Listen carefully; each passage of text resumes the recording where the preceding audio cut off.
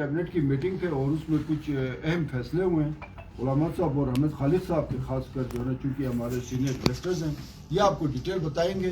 15 से लेके maximum 20 minute है, उसके बाद जाहिर है फिर वो कहीं से उठ के आए तो 15-20 मिनट में मैक्सिमम जो भी हो सकता है इंशाल्लाह उलामा साहब और अहमद खालिद साहब ये बयान करेंगे। बिस्मिल्लाहिर्रहमानिर्रहीम। तमाम सहाफ़ी दोस्तों को अस्सलाम वालेकुम। आपका बहुत शुक्रिया। आज कैबिनेट की 13वीं मीटिंग थी और इसमें बहुत सारे एजेंडा पॉइंट्स आज थे और डिसीशंस भी पब्लिक इंटरेस्ट में बहुत सारे डिसीशंस आज लिए गए। और सबसे जो अहम डिसीशन था वो ग्रीन एनर्जी फंड का क़याम था गिलगित बल्तिस्तान के अंदर। ज़ाहिर है कि जब हम ऐसा कोई फ़ंड कायम न करें तो नेशनल इंटरनेशनल जो जितनी भी एजेंसीज़ हैं, इदारे हैं और स्पॉन्सर करने वाले हैं, तो वो फिर आपकी जो पावर एनर्जी के मामलात में वो दिलचस्पी नहीं लेते हैं, प्रोजेक्ट्स नहीं आते हैं। ऑलरेडी हम पावर क्राइसिस में है, तो ये एक देर तलब मसला था, लेकिन आज कैबिनेट ने इसकी मंजूरी दी है। तो हम समझते हैं इसमें भी गवर्नमेंट अपना भी हिस्से का कंट्रीब्यूट करेगी और वंस की फंड्स कायम हो जाते हैं तो इस पावर एनर्जी में प्रोजेक्ट्स को अट्रैक्ट करने के लिए, डोनर्स को अट्रैक्ट करने के लिए भी गवर्नमेंट को बड़ा एक्सेस मिलेगा। ये अहम फैसला था। और दूसरा, आप सब मालूम है कि लैंड रिफॉर्म्स ये पिछले कई अरसों से तलब जो है मसला गिलगित बल्तिस्तान के अंदर था और इसके लिए पिछली हुकूमतों ने भी ज़रूर काम किया, लेकिन वो किसी न किसी वजह से इसको आदमी शक्ल नहीं दे सके। इस गवर्नमेंट में जितने भी कोलिशन पार्टनर्स थे और इसके अलावा भी जहाँ हमारे कलेक्टिव स्टेक होल्डर्स हैं, सबकी मुश्तरका मेहनत से आज जो हमारा लैंड रिफॉर्म्स ड्राफ्ट एक्ट है उसकी कैबिनेट ने उसकी मंजूरी दी है, जिसने भी असेंबली में टेबल होना है। और उसके बाद इंशाल्लाह इसका जो सबसे इसके अहम खदुखाल है, इसका जो मरकज़ी किरदार है इस एक्ट का, वो यही है कि जहाँ ज़मीनें इससे पहले नवतोड़ रोड गिलगित बल्तिस्तान के अंदर आज भी वो हावी है, नाफिज है, जिसके अंदर ज़मीनें जो है जहाँ खालिसा ज़मीनें हैं वो सरकार की मलकियत है, लेकिन आज के बाद जो ज़मीनें हैं वो अवाम की मलकियत तस्वुर होंगी और अवाम ही अपने एक तरीक़ाकार के तहत, एक पॉलिसी के तहत जो ज़मीनें हैं वो आपस में जो है ना उसका जो इसराफ़ है, उसका तसरुफ़ है, वो अमल में लाएंगे और उसके अंदर जो मुश्तरका मुफाद की चीज़ें हैं उसको भी उसमें इनकारपोरेट करेंगे। अगर किसी गाँव में ज़मीन पड़ी है, आवाम ने तकसीम करना, उसके लिए तरीक़ाकार दिया हुआ है। विलेज हमारी कमेटी है जहाँ तहसील से शुरू हो जाता है, फिर डिस्ट्रिक्ट लेवल पर कलेक्टर के साथ एक कमेटी है, रीजनल लेवल पर भी एक फोरम है, फिर गिलगित बल्तिस्तान लेवल पर 3-4 फोरम्स है। तो इससे रिफाइन होकर जो भी चीज़ें हैं, तो मैं समझता हूँ कि ये बड़ा अहम बिल है और ये आज कैबिनेट ने इसकी मंजूरी दी है। इस पर हमने मुख्तलिफ स्टेक होल्डर से मीटिंग्स भी की हैं, इंगेजमेंट्स भी की और आगे भी हमने मज़ीद जब तक ये असेंबली में टेबल नहीं होता हमने इंगेजमेंट्स करनी है। तो ये अहम था आज के कैबिनेट का। साथ ही साथ जो हमारे ज़कात के चेयरमैन्स हैं ऑलरेडी हैं, 6 अज़ला में हैं, GB के सारे अज़ला में नहीं है, उनके लिए थोड़ा सा ऑनरेडी हम, क्योंकि वो एक पब्लिक ऑफिस है वो होल्ड करते हैं, तो उनके साथ प्रोविंशियल ज़कात काउंसिल के मेंबर्स भी हैं, तो गवर्नमेंट ने उनको AJK पैटर्न पर एक ऑनरेडियम की मंजूरी दी है। तो मेरा ख्याल है कि ये बड़ा सूतमंद होगा, ये भी नया स्टेप था। और ख़ासकर IT अपना हायर एजुकेशन सेक्टर में 4 टायर्स जो सर्विस स्ट्रक्चर था उसकी आज कैबिनेट ने मंजूरी दी है। तो ये भी एक काफ़ी डिमांड था काफ़ी अरसे से गिलगित बल्तिस्तान के अंदर। तो इसके साथ हमने एक MOU की आज मंजूरी दी है। 14 IT सेंटर्स, SEO, हमारी जो IT डिपार्टमेंट है और एजुकेशन डिपार्टमेंट मिलकर 14 स्कूलों में IT सेंटर्स खोलने हम जा रहे हैं। इसमें ज़्यादातर GB गवर्नमेंट का, इसमें फाइनेंस तो SEO करेगी और दीगर जो इसके साथ मुंसलिक इदारे हैं वो भी करेंगे। तो ये भी एक अहम नुक्ता था, क्योंकि इससे पहले हमारे पास कुछ ज़िले क्वार्टर्स में STPs हैं, लेकिन अब ये एक्सपेंड हुआ है। फ़िलहाल 14 जगहों में ये IT सेंटर्स बनेंगे, इसकी भी मंजूरी दी है।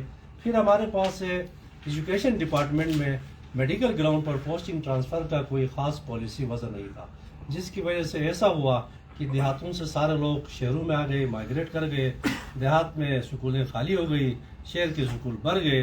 तो एजुकेशन डिपार्टमेंट ने एक बड़ा अहम پلان پالیسی میڈیکل گراؤنڈس کی پوسٹنگ ٹرانسفر کا آج کیبنٹ میں لایا تھا، جس کی اپروول ہوئی ہے.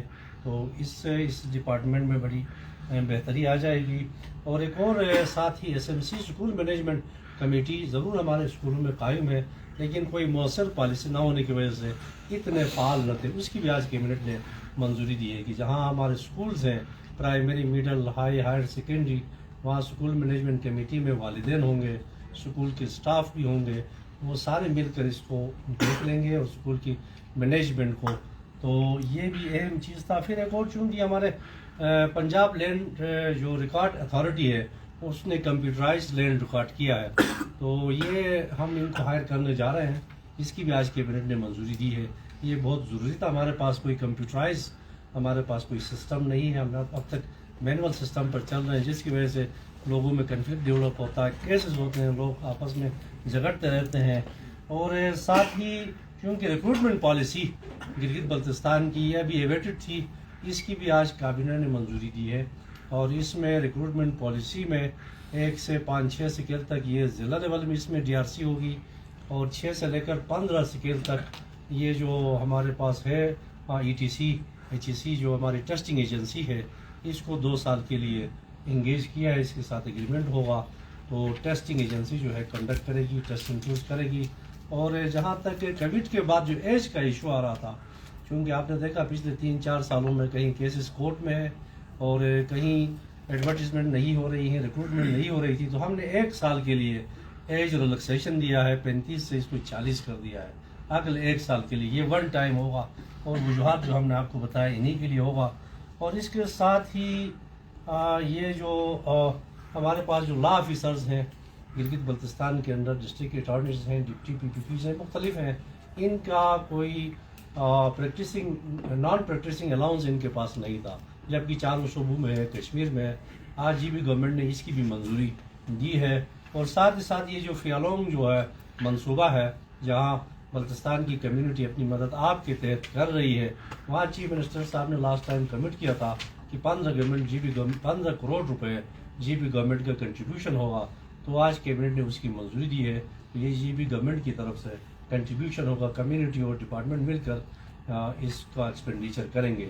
تو میں سمجھتا ہوں کہ ہمارے بہت سارے کولیگس بیٹھے ہیں، باقی چیزیں کیبنٹ کی ڈیسیژن یہ آپ سے شیئر کریں گے. خاص کر احمد خالد صاحب ڈسٹرکٹ اضلاع کے بارے میں آپ کو بتائیں گے. بسم اللہ الرحمن